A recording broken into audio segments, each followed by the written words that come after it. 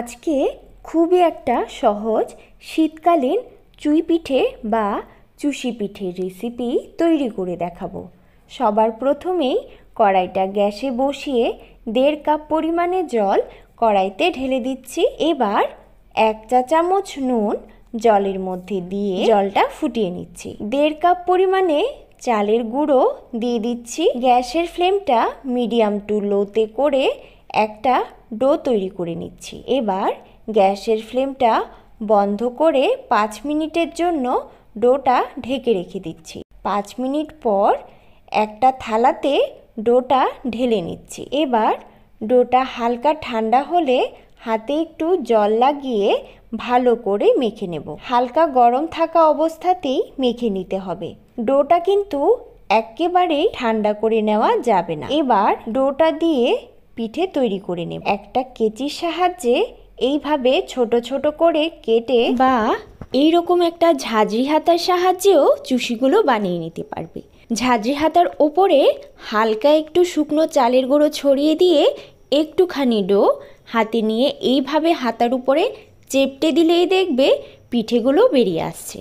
এইভাবেও রাখতে পারো, আর না হলে এইভাবে 2 হাতের সাহায্যেও পিঠেগুলো বানিয়ে নিতে পারো।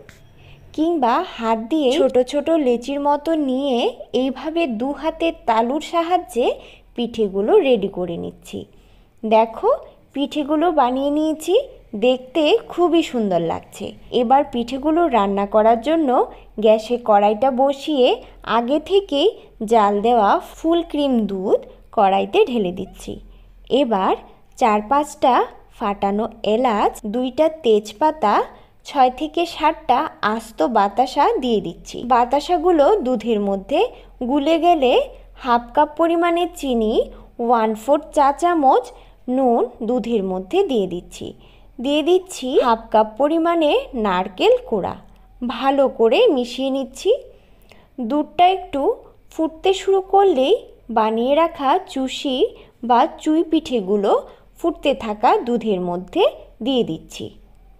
এবার হালকা হাতে পিঠেগুলো নাড়তে হবে, না হলে কিন্তু পিঠেগুলো ভেঙে যাবে। এইভাবে মিডিয়াম ফ্লেমে 10 মিনিটের জন্য রান্না করে নিলেই দেখবে পিঠেগুলো দুধের উপরে সুন্দর ভেসে উঠছে।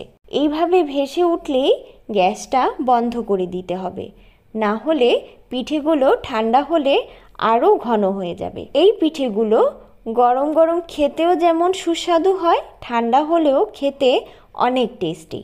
আশা করি সম্পূর্ণটা ভিডিও তোমাদের খুব ভালো লেগেছে।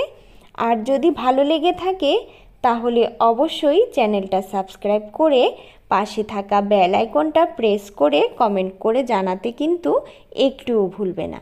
ধন্যবাদ।